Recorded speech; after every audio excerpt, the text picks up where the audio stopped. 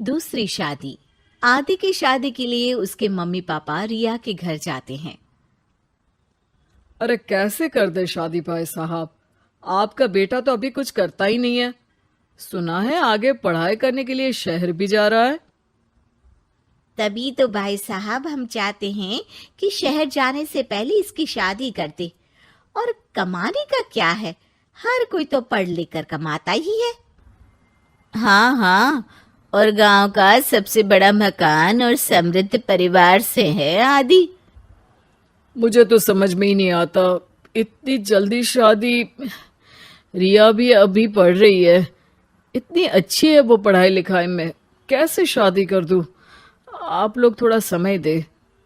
आदि के माता पिता घर चले जाते हैं, जहां आदि के पिता कहते हैं, अरे भाग्यवान, मुझे तो समझ ही नहीं आ रहा कि तू क्यों इतनी जल्दी आदि की शादी करवाना चाहती है। पढ़ लिख कर कमाई धमाई करने लायक हो जाए तो फिर कर देना शादी। अरे आप चुप रहिए। रिया जैसी लड़कियों के लिए शादी के रिश्तों की कमी है क्या? इतनी सुंदर, संस्कारी, पढ़ी लिखी और अच्छी परवरिश वाली लड़की है वो। मैं तो छोड़ ही नहीं सकती ये रिश्ता किसी भी कीमत में।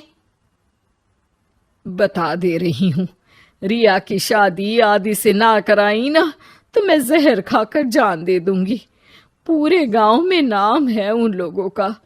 नौकर चाकर कितने लगे हैं उनके घर में। अरे मेरी बेटी तो राज करेगी, राज। और इस तरह ना चाहते हुए भी रिया की शादी आदि से हो जाती है। अरे बेटी, ये ले तेरी किताबें। पढ़ाई बिल्कुल ना छोड़ना। तू तो मेरी गर्व करने वाली बहू है। बड़ा नाम है तेरा गांव में। हाँ, आखिर पसंद किसने किया है रिया को आदि के लिए?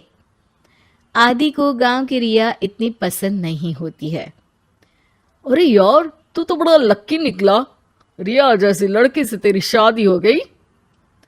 अरे लक्की की क्या बात है, वो भी तो मेरे जैसे लड़के की बीवी बनकर किस्मत वाली बनी है ना। अरे अब तो तू रह नहीं दे। ना तो तू कमाता है, ना ही पढ़ने में अच्छा है। क्या है तुझमें? बस पैसा, और वो भी बाप का। आदि को दोस्तों की बात पर बहुत गुस्सा आता है।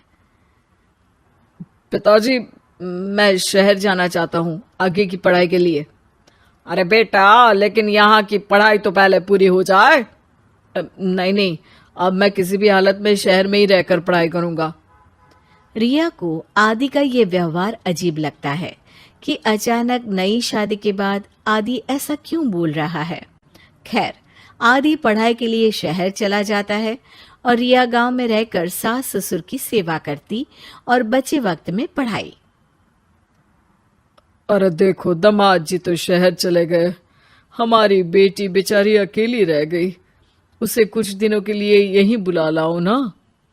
रिया की माँ रिया के ससुराल उसे लेने जाती है कि उसके सास ससुर कहते हैं, अरे नहीं नहीं बहन जी, हमारा मन तो रिया के बिना नहीं लगेगा।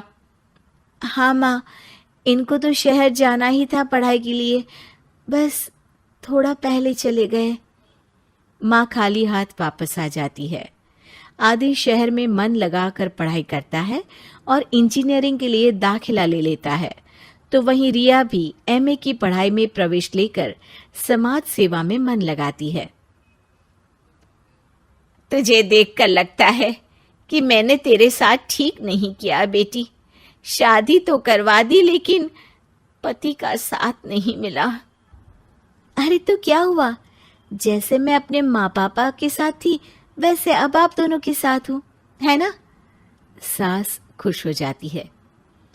अरे सुनो, बहू आदि लौट रहा है शहर से, वो कल आ जाएगा, तुम लोग तैयारी कर लो। रिया ये सुनकर खुश हो जाती है। वो सोच लेती है कि अब वो कुछ दिनों तक आदि के साथ क्वालिटी टाइम बिताएगी। लेकिन जब आदि घर आता है तो उसके साथ होती है एक शहर की लड़की जो जींस और टॉप में होती है। ये मेरी दोस्त है, मेरे साथ रहेगी। आदि उसे अपने मम्मी पापा से मिलवाता है, लेकिन रिया से नहीं। रिया सबके लिए खाना लगाती है। अरे ये नौकरानी कितनी सुंदर है, खाना भी अच्छा बनाया है। अरे नहीं नहीं, ये नौकरानी नहीं, मेरी बहू यानी आदि की बीवी है। ये सुनकर लड़की शांत हो जाती है और आदि की तरफ देखने लगती है, फिर वहां से चली जाती है। अरे माँ, क्या जरूरत थी घर की कहानी बताने की? देखा, अब वो बुरा मान गई ना। वैसे भी मैं आप लोगों को बता देता हूं, मुझे रिया के साथ नहीं रहना। मैं शिवानी से प्यार करता हूं और उसी से शादी करूंगा। मैं रिया को छोड़ रहा हूं। आदि ये बोलकर उस लड़की के साथ शहर चला जाता है। रिया ये सब देखकर रोने लगती है, अपने कमरे में चली जाती है जहां सास ससुर उसके पीछे आते हैं। हमें माफ कर दे बेटा। वो दोनों उसके सामने हाथ जोड़ते हैं। आप लोग ऐसा क्यों बोल रहे हैं? ये तो मेरी किस्मत थी, पर अब मैंने सोचा है कि मैं भी आगे पढ़ाई करके आगे बढ़ूंगी।